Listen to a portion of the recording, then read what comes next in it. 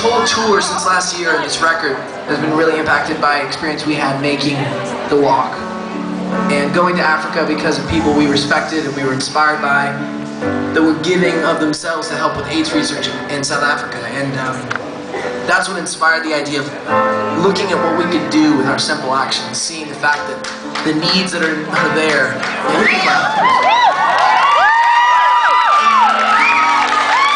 The needs that our generation is being faced with in Africa can be met by simple decisions, by a pair of shoes, by simple decisions to provide $1 for medicine that's needed to prevent the transmission of AIDS.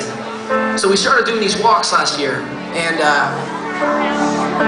the idea with this tour is that we've literally been walking around the world, compiling every single mile that's been done, and we've walked more than 13,000 miles just in the last year.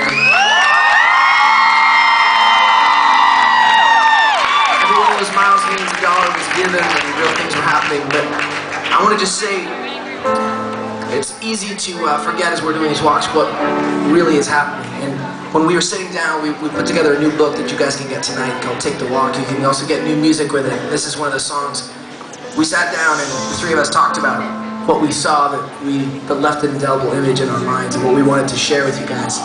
And one of the things that stopped us in our tracks was the stories about an area in Soweto, a cemetery called Avalon. That on the weekends, if you go to Soweto, they fill the streets with people because you can't even drive down the streets. There's so many, because they're bringing bodies of family members that have died that week. And there's so many people that are being buried that they keep bulldozers on all 24 hours a day so they can keep up with the bodies that are being buried because of AIDS. And that's not faceless.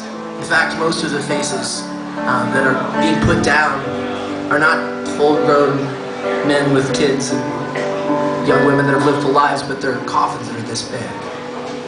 And you don't even know how to think about that, especially when you think about your 5-year-old that's this big. And you think, well, this is just wrong, this doesn't make sense. And that's exactly what's happening in Africa. It makes no sense at all. And that's why what you guys are doing when you're using your bare feet, when you're walking, you're not just doing something to gather a few people in San Diego to walk a mile or two. You guys are using your sense. You're using your ideas and your passion, your conviction. And those barefoot walks and those shoes that you guys have helped buy with Toms and the money that you guys have given is making sure that we can help one walk at a time, make sure that those coffins this big don't get made anymore. And